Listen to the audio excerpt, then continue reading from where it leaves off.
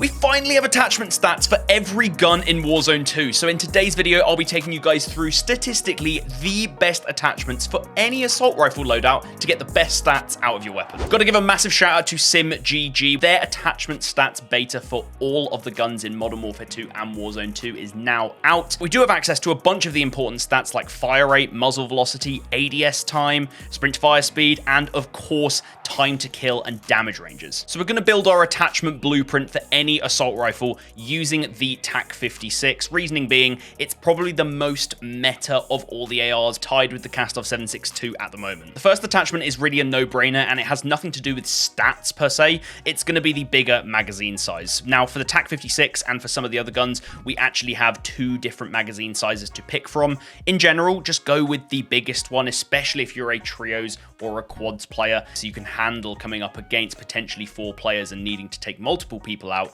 without reloading. Next up, we've got to talk about one of the glaring issues with all of the long-range options in Warzone 2 at the moment, specifically the assault rifles, and that is the muzzle velocity. We've got a base muzzle velocity on the TAC-56 of 590 meters per second, and you can compare that to other ARs in the game, things like the M4, 590, Lachmann 5.56, 590. Is that high? Is that low? Well, let's compare it to Warzone 1. You can look at SimGG, take the Automaton, for example, a very meta AR, 860 meters per second. That's almost a 300 jump in bullet velocity in comparison to Warzone 2. Cooper Carbine, 880. So all of our guns in Warzone 1 were incredibly snappy when we started shooting. And you've got to consider that Caldera was overall a smaller map than Al Mazrah is, and Warzone 2 has a lot more recoil to contend with as well, so muzzle velocity is one of the most important stats in Warzone 2. Now, most players will go in search of muzzle velocity by looking in the muzzle and barrel areas, looking for things with high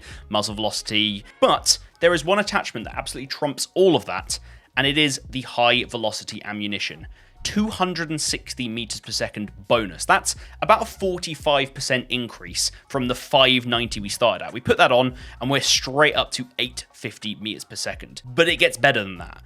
This 260 shown here is actually a percentage increase based on everything else on the gun. If we take this off and we put on, for example, one of these long barrels and we put on one of these suppressors that gives a bit more muzzle velocity, and then we go and add on the ammunition, it's now showing it's going to give us 350 meters per second bonus. So we are always getting a 45% jump on top of everything else. A lot of people, when looking at this attachment in-game, get scared because they see improved bullet velocity, great, but minus damage range. Ooh, I don't want to do that. I'm not going to use the attachment. But as you can actually see from the website, you only lose 0.03 times your damage range by using this ammunition. That is negligible, and what really seals the deal of this being the best attachment for any long-range gun in Warzone 2 is its tuning options. You can tune for recoil, steadiness, and smoothness on these two sliders. It does say you'll lose bullet velocity and damage range, but the losses you get are minimal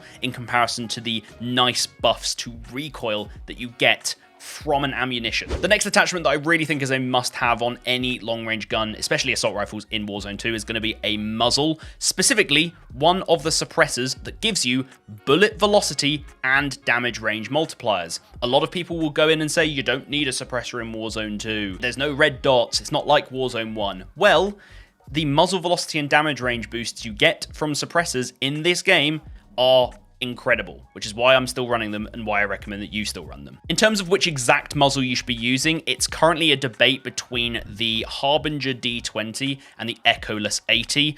They might have different names on different guns, the Polarfire S versus the ZLR Talon. Okay, so if we go back to the Harbinger versus Echoless 80, the only difference between these, they've got the same muzzle velocity and damage range multipliers. They are both massive boosts to both of those, but the difference is the ADS time, but you'll find that the Harbinger D20 has better recoil overall in-game. Same thing goes for the Polarfire versus the ZLR. The ZLR is a slower muzzle to use, but gives better recoil in game. With how bad recoil is in Warzone 2 in comparison to Warzone 1, I'd recommend that you go for the heavier muzzle, the one with the longer ADS time. So in this example, it would be the Harbinger D20, or that would be the ZLR Talon on the guns which have that. That's going to give you really nice controllable recoil and incredible buffs to bullet velocity and damage range. For basically every AR setup, you're going to want an optic as your next attachment, and in terms of which optic you go for, there are a couple of strong recommendations. First strong recommendation is do not use any of the big optics. They are terrible in this game. The reason we used big optics, things like the VLK in Warzone 1, is because they actually reduced recoil. They don't do that in this game. They just kick all over the place. Instead, you want to be using either a mid-range or a short-range optic that you can still control and shoot at long range. So mid-range optics, currently the most meta one is the AIM OP-V4, but the one that I like using at the moment, and a lot of people are starting to use, is the SZSR07. I'll show you this one in-game. You might not have actually seen it, but it has a really nice, clean little dot in the middle. It feels like it shoots really nice and straight, and I prefer it a lot to the AIM OP-V4. We can also compare the aim down sight time for both of these optics. You see AIM OP-V4 adds 20 milliseconds to our ADS time, and if I go to the SZSR07, that is also 20 milliseconds. So even though it might look a little bit bigger, it doesn't make you ADS any slower. The last attachment slot for any AR build in the game is going to be between the barrel and the underbarrel. Underbarrels are purely focused on recoil stats and making sure our gun shoots as straight as possible. The best one at the moment that most people recommend is the FTAC Ripper 56. The reason being, it gives incredible buffs to stability. This is probably the most important recoil stat in the game because it's all to do with how your gun sways, but not just when it's idle, also when it's shooting. So you need to curb it. So the FTAC Ripper is the best. The barrel, on the other hand, which you're probably going to be going with the long barrel in most situations. In this scenario, it's the 17.5-inch Tundra barrel. That gives some very nice recoil buffs. Not as good as the underbarrel in general, but it also boosts your muzzle velocity and your damage range multiplier. So the choice between the FTAC Ripper and the long barrel all comes down to two things. Number one, does the gun have solid TTK out to a good range? And does your gun have good base recoil? Let's take the Kastov 762 as an example. This is known to be one of the hardest hitting ARs in the game.